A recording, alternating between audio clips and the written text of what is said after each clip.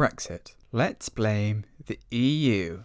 I've been wondering what that special place in hell looks like for those who promoted Brexit without even a sketch of a plan how to carry it safely. Brexit is a bit of a unicorn style of politics in that no country as big economically as the UK has ever left the EU before. Some argue that the UK was therefore sold a lie because of the Northern Irish border issue, while others say it shouldn't be a problem because a democratic country should have the right to leave an international trading relationship.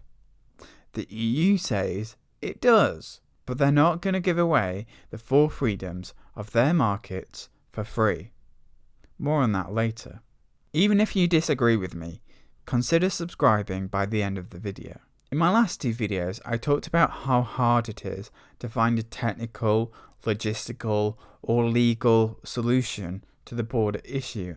And I talked about how potentially divisive a referendum to reunify the island of Ireland could be, which could create more problems than it would try to solve. But the third player in all of this is the EU. Let me explain. According to the Treaty of Rome, created in 1957 and agreed to when the UK joined the European Economic Community back in 1973, there are 4 freedoms that the European Economic Community members have as part of what is now called the EU, with the bill now renamed the Treaty on the Functioning of the European Union. Those 4 freedoms are the free movement of goods, the free movement of capital, the freedom to establish and provide services, and free movement of people. Now, the Good Friday Agreement inhibits security stations on the island of Ireland. So you might be asking, why can't a non-member simply just enjoy these 4 freedoms and therefore avoid a hard border? Well, there are, in fact, landlocked countries who aren't EU members who do enjoy the freedoms of the EU. Iceland, Lichtenstein, Norway, and Switzerland participate in the European single market and have their own customs union known as the European Free Trade Area. This is called the Norway Option. Some European countries only participate in certain sectors of the EU single market, such as Albania, Macedonia, Montenegro, and Serbia, and other potential EU candidates for accession into the EU, such as Bosnia and Herzegovina and Kosovo. Let's call this option B. Some just have a free trade area, including Georgia, Moldova, and the Ukraine. Let's call this option C. And some have a bilateral customs union arrangement with the EU. Let's call this option D. They include Turkey, Andorra, Monaco, and San Marino. And then there is Russia. Let's call it option E. Now, to deliver a worthwhile exit from the EU would mean leaving the institutions which we would no longer have a say in, namely the customs union and the single market. The UK also needs to be able to control free movement of people and get trade deals independent to the UK. This is what's been interpreted by the government of the UK, and because being in a customs union means that it makes it harder to trade with the rest of the world, being in a single market means that you have to accept free movement of people. Under EU law, this means we would have to leave both the customs union and single market to get a worthwhile exit. But leaving those things could create a hard border in Northern Ireland. Given I've just ruled out a customs union and single market, that kind of rules out the Norway option, because it involves being within a customs union and the single market. Option B is countries which participate in parts of the single market. This is called the Stabilization and Association Agreement and is made for countries who want to join the EU. There are a few exceptions, but these countries can have free entry into the EU without customs duties or quantitative restrictions. They are kept informed of EU legislation and are given the opportunity to comment on proposals.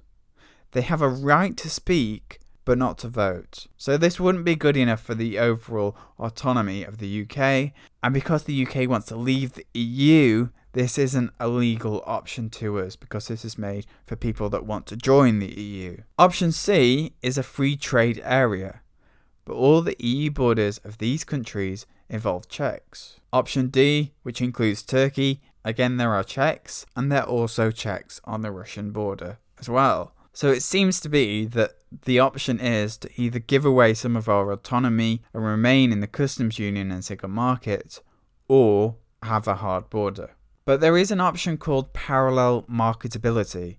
It's the option that Lichtenstein uses. Liechtenstein is within the Norway option, but in 1995, the EU allowed Liechtenstein to also be part of the European Economic Area.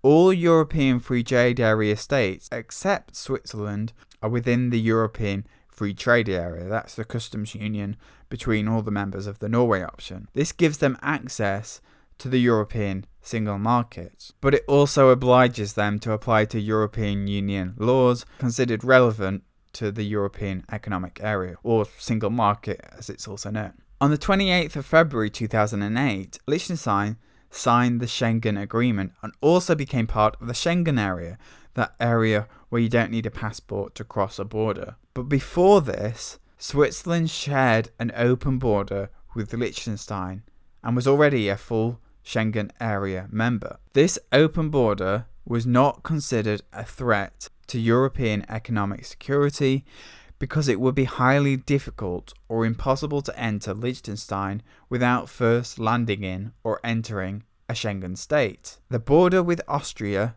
was not open, and it was treated as an external border post by Austria and Liechtenstein, making it necessary to pass through customs and passport control before crossing. Now, the EU has kind of tried to offer something similar to the UK, in which the UK Ireland border would be the equivalent of the Austria-Liechtenstein border. The UK is in a much weirder position in that we're not landlocked, but we're sea-locked, meaning anyone from anywhere could enter our country potentially. And we're two islands, both Northern Ireland, that we want free movement of people in, and Great Britain, where we want to be able to control free movement of people.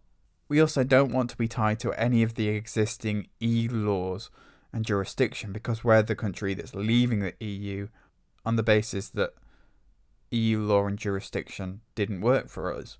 The EU has already stated that it will not allow a la carte selection of the four freedoms. Therefore, in its interests, the Irish backstop is the only option to both protect Irish trade and offer an existing option in that they're offering a customs territory to the whole of the UK and the single market to Northern Ireland, so that they can keep an open border on the island of Ireland. But then both the EU and the UK know that pushing for a deal the UK doesn't want has the potential of creating a no-deal scenario. Because Article 50 means the UK has to leave with some kind of agreed deal before 11 p.m. on the 29th of March 2019, or after an agreement between the UK and all EU member states has been agreed to extend that Article 50 to a later date. And neither side wants a no deal, so it's just a question of who's going to blink first. Will the UK accept the deal, or will the EU change the backstop? But do you agree with me? Join in the debate below and subscribe.